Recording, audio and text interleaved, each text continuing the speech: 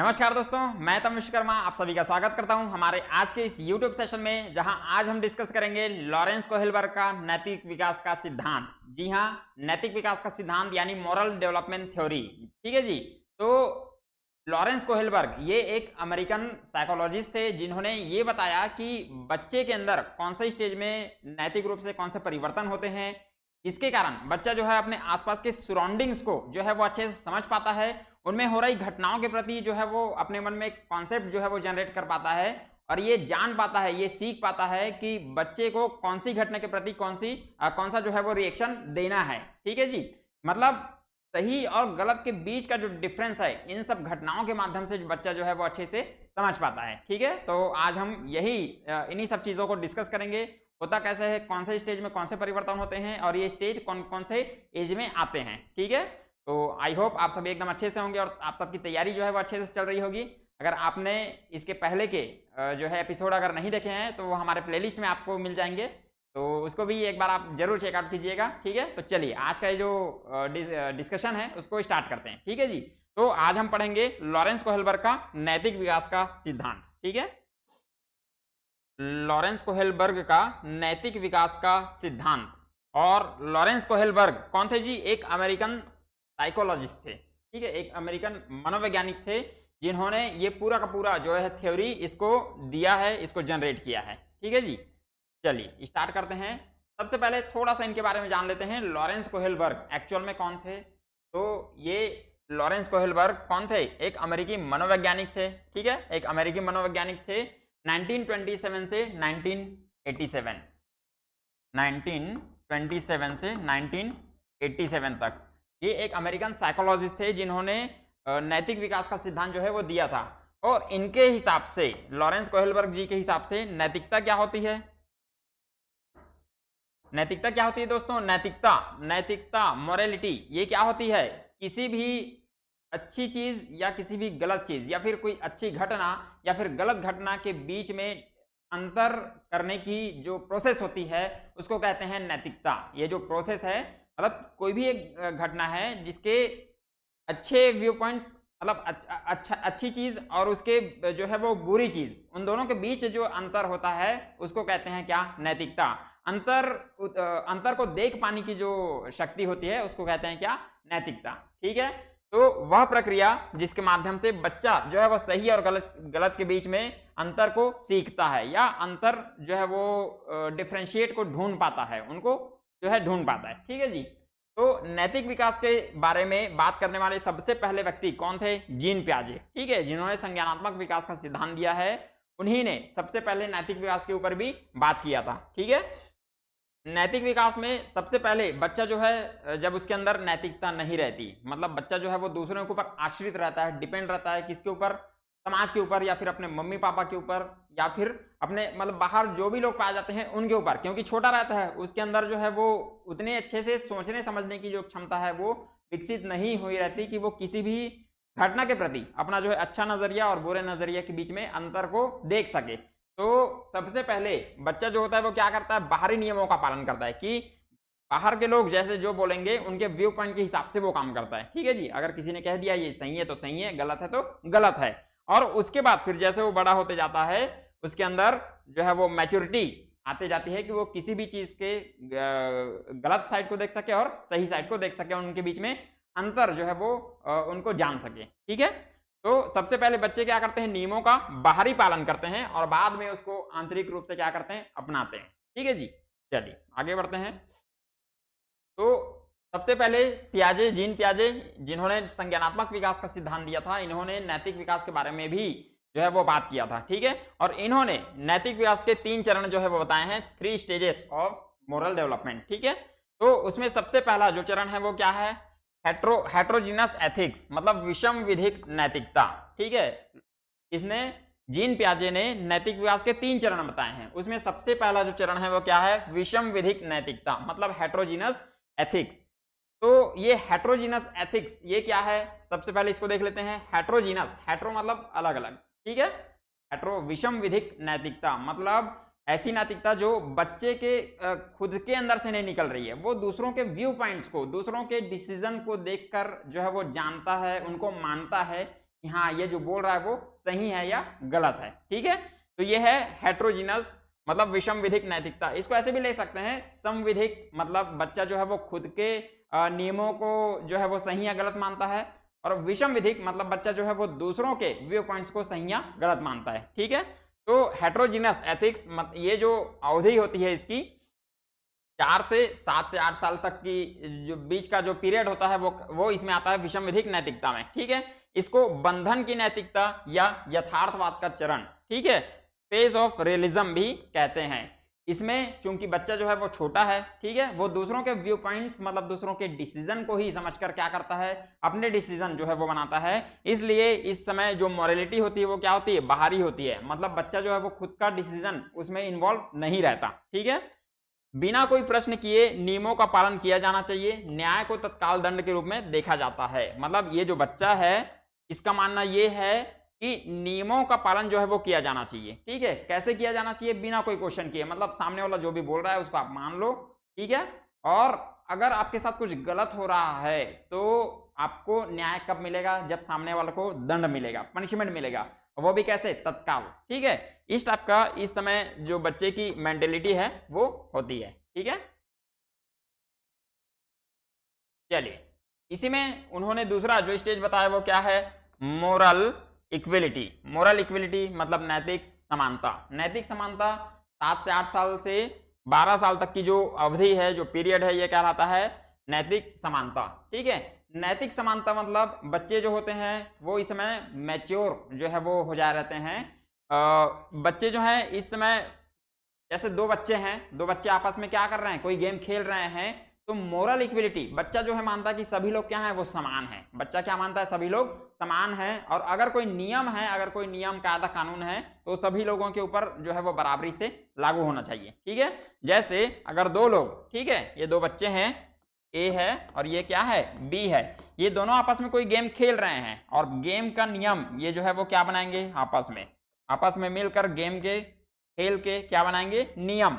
और इन दोनों का मानना है कि ये जो नियम है ये इसके ऊपर भी और इसके ऊपर भी समानता से लागू होना चाहिए। ठीक है, तो ये है क्या, नैतिक समानता या मोरल इक्वलिटी। ठीक है, मोरल इक्वलिटी मतलब बच्चा ये मानता है कि जितने भी जो लोग हैं वो आपस में क्या होते हैं, समान होते हैं, और समाज का कोई भी जो नियम होता है वो सभी लोगों के ऊपर बराबर जो है वो लागू होना चाहिए। ठीक है, तो इस समय जो बच्चे होते हैं वो परस्पर सहमति से, म्यूचुअल एग्रीमेंट से खेल के नियम जो है वो बदल सकते हैं आपस में। अगर ये दोनों बच्चे आपस में जो है कोई खेल खेल रहे हैं तो आपसी सहमति से जो है वो खेल के नियम बदल सकते हैं। ठीक है, ताकि किसी के साथ जो है अन्याय ना हो। ठीक है, और दूसरी बात, सेल्फ सेंटरनेस से हटकर सहयोगात्मकता का भाव जो है विकसित होता है, क्योंकि दो बच्चे आपस मतलब जो है वो ग्रुप में इस समय रहते हैं, तो उनके मतलब उनके अंदर जो है वो सेल्फिशनेस जो है वो खत्म हो जाती है, आपस में कोऑपरेट जो है वो एक दूसरे को करने लगते हैं। ठीक है जी, तो ये है क्या, मोरल इक्विलिटी। क्या है, मोरल इक्विलिटी, जहां सभी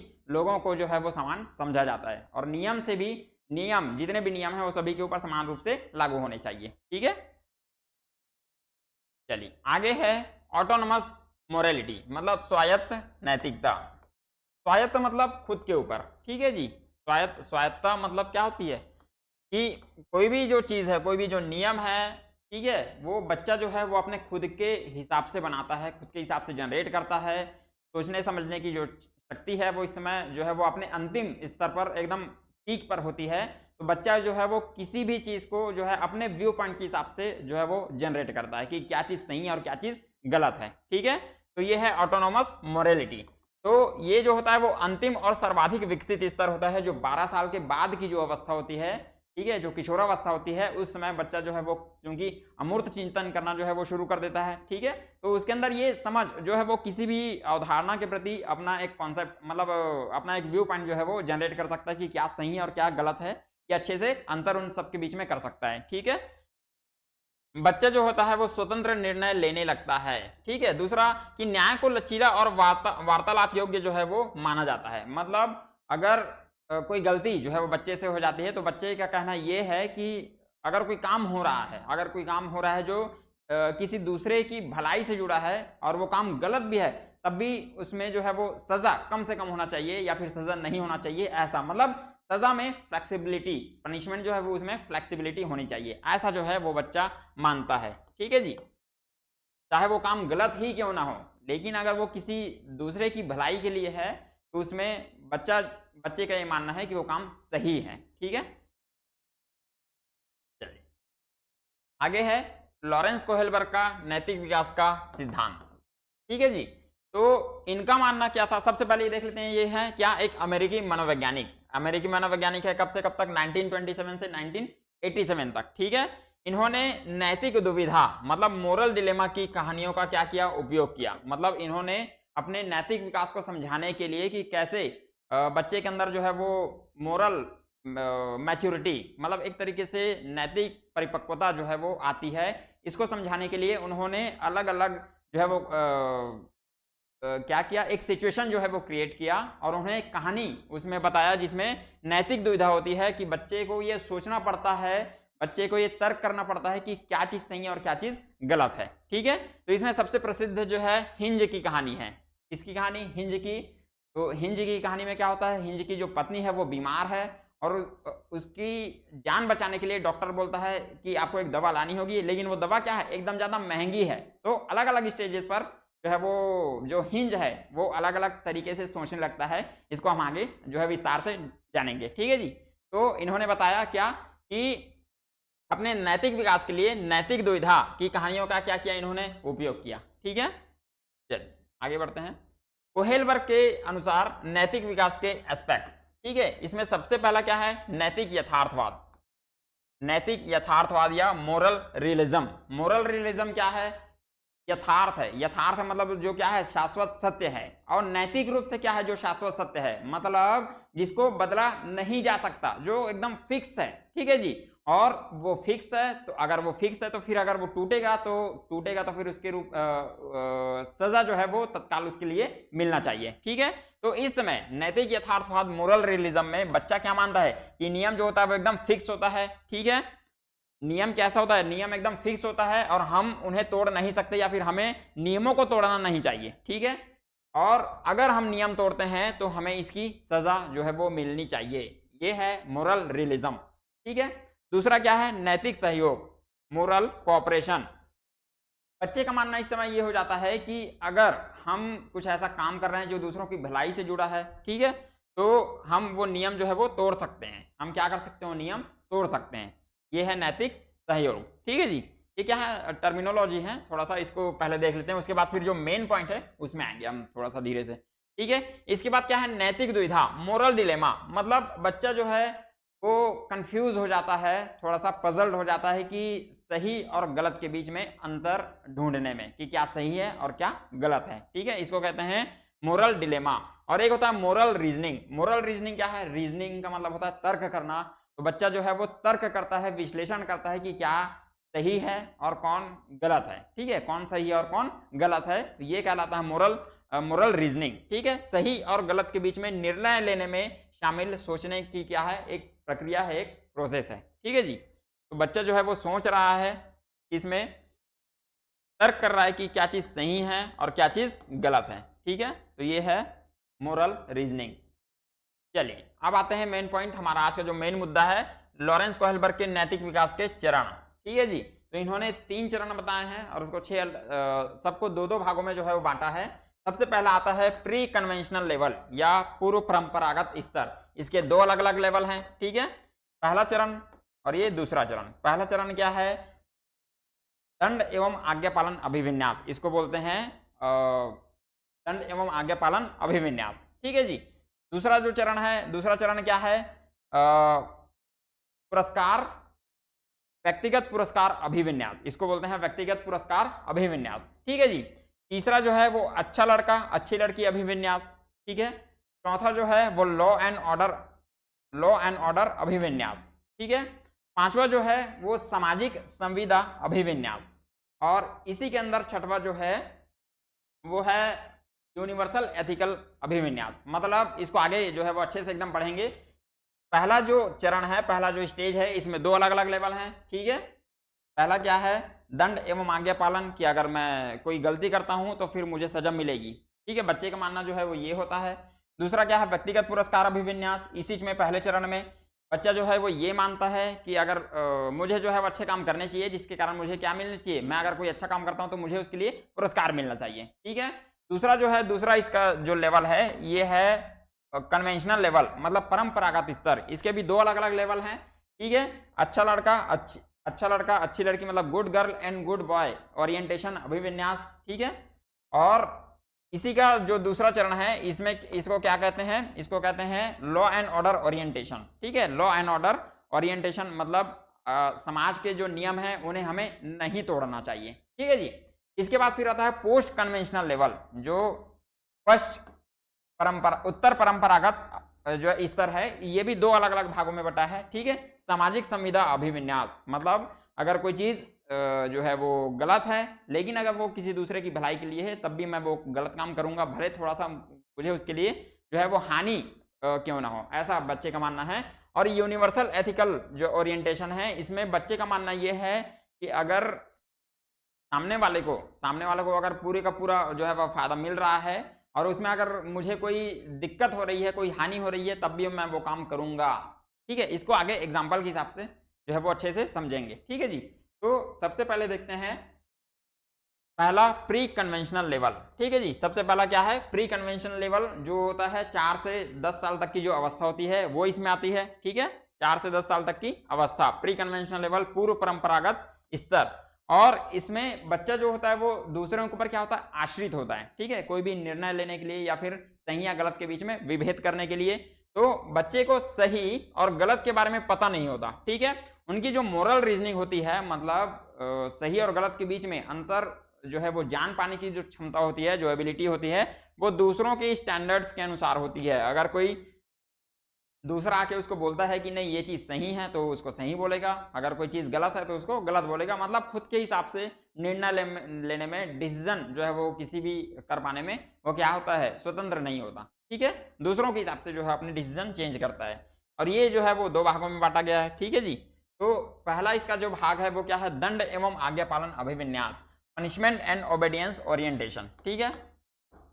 दंड एवं आज्ञा पालन अभिविन्यास, इसमें बच्चे का जो मानना ये होता है कि नियम जो है वो तोड़ने से हमको बचना चाहिए। अगर हम कोई नियम तोड़ते हैं तो हमें उसकी सजा मिलेगी। मतलब बच्चा जो है इस समय डरा हुआ रहता है। ठीक है। कि अगर नियम तोड़ा जाता है तो उसकी सजा मिलेगी, इसलिए हमें नियम तोड़ने से जो है वो बचना चाहिए। इसका सबसे जो मेन पॉइंट है वो यही है कि अगर ये जैसे ये है क्या ये एक कमलदान है, बच्चे को उसको छेड़ना नहीं चाहिए। अगर वो गलती से टूट गया तो फिर उसको जो है वो इसकी सजा भुगतनी पड़ेगी, ऐसा बच्चे का मानना होता है। ठीक है। इस समय नैतिक निर्णय बाहरी परिणामों पर आधारित होते हैं, न कि आंतरिक नैतिक मूल्यों पर। मतलब बच्चा जो है वो खुद से कोई डिसीजन कर पाने में, खुद से सही और गलत का डिसीजन कर पाने में क्या होता है, असमर्थ होता है, इनकैपेबल होता है। ठीक है। इस अवस्था में बालक जो है वो नियम तोड़ने से बचता है। ठीक है जी। क्योंकि वो खुद से कोई डिसीजन नहीं ले पाता, इसलिए वो बोलता है कि नहीं जो जैसा है उसको वैसे ही रहने दो, नियम जो है वो जैसे बने हैं वैसे बने रहने चाहिए, हमको नियम जो है वो तोड़ने से बचना चाहिए। ठीक है।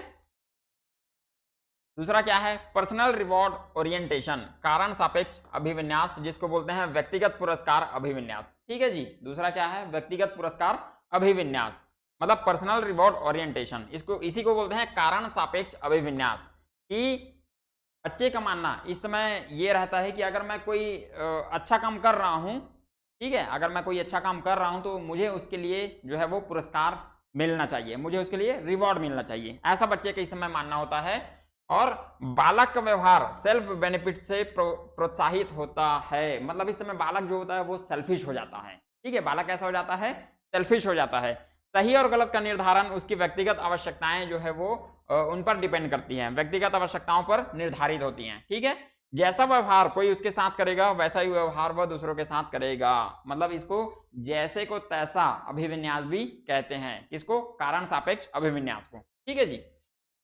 जैसे को तैसा अभिविन्यास की भाई मैं बच्चे का सोचना ये होता है कि मैं अगर किसी दूसरे के साथ सही कर रहा हूं तो सामने वाले को भी मेरे साथ सही करना चाहिए। ये जो है वो इस समय की थिंकिंग बच्चे के अंदर आती है। ठीक है। चलिए आगे बढ़ते हैं। मतलब ये जैसे ये बच्चा है, ये क्या कर रहा है, ये अपनी मम्मी के साथ काम में हाथ बटा रहा है, बर्तन जो है वो साफ कर रहा है।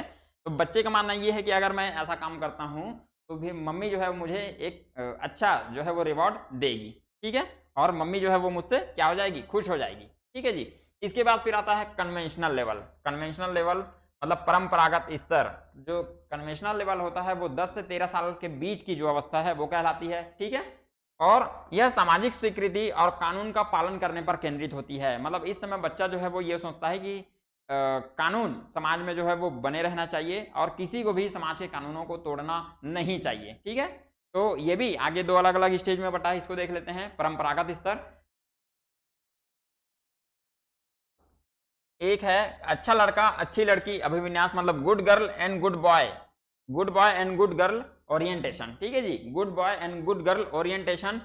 बच्चे का मानना ये रहता है कि अगर मैं नकल कर लेता हूं, पास हो जाऊंगा तो मम्मी पापा खुश हो जाएंगे। मतलब बच्चा जो है वो ये नहीं जानता कि नकल करना जो है वो गलत है, उसको सिर्फ ये पता है कि अगर मैं नकल कर लेता हूं और मैं पास हो जाता हूं तो फिर पास हो जाऊंगा तो फिर मेरे मम्मी पापा जो है खुश हो जाएंगे। मतलब अगर कोई काम गलत है, ठीक है, अगर कोई काम गलत है लेकिन अगर उसका रिजल्ट जो है वो मुझे मिल रहा है तो फिर मेरे आसपास के लोग उससे खुश होंगे, ऐसा इस समय बच्चे का मानना है। ठीक है जी, क्योंकि नकल करना तो गलत है लेकिन बच्चे का मानना क्या है कि अगर मैं नकल कर लेता हूं उसके बाद भी अगर मैं पास हो जाता हूं तब भी मम्मी पापा जो है वो मुझसे क्या हो जाएंगे, खुश हो जाएंगे। ठीक है, तो नैतिकता जो मोरालिटी है वो इस बात पर आधारित होती है कि लोग क्या सोचेंगे। भाई अगर मैं कुछ गलत करता हूं उसके बाद फिर मेरे साथ कुछ गलत होता है तो फिर उसको बाकी लोग जो है वो कैसे डिटरमाइन करेंगे। ठीक है, लेकिन अगर मैं कुछ गलत करके भी एक अच्छा रिजल्ट दे देता हूं तो फिर आसपास के लोग भी जो है वो क्या सोचेंगे कि हाँ ये सही है। ठीक है, ऐसा बच्चे का मानना होता है। ठीक है, तो ये क्या है, ये हिंज की एक कहानी है, इसको थोड़ा सा आगे जाके जो है थोड़ा सा डिटेल से देखते हैं। ठीक है जी, तो चलिए इसमें आगे एक और ओरिएंटेशन है कानून व्यवस्था अभिविन्यास, लॉ एंड ऑर्डर ओरिएंटेशन।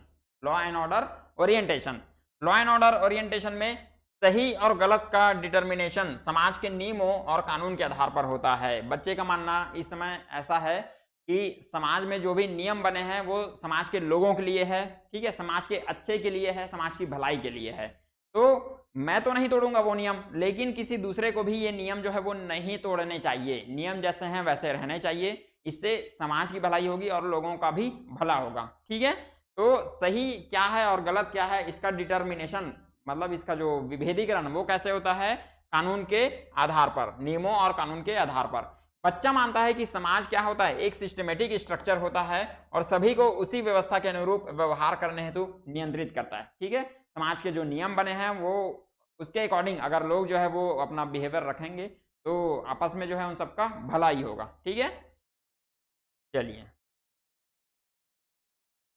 इसके बाद फिर तीसरा और अंतिम चरण क्या है, पोस्ट कन्वेंशनल लेवल, मतलब पश्च परंपरागत या उत्तर परंपरागत स्तर। ठीक है जी, तो 13 साल से अधिक के बच्चे जो कि किशोरावस्था में जब प्रवेश कर लिए रहते हैं और अमूर्त चिंतन जो है की अवस्था जो है वो शुरू हो जा रहती है, तो तब ये जो है अवस्था आती है पश्च परंपरागत स्तर, मतलब पोस्ट कन्वेंशनल लेवल।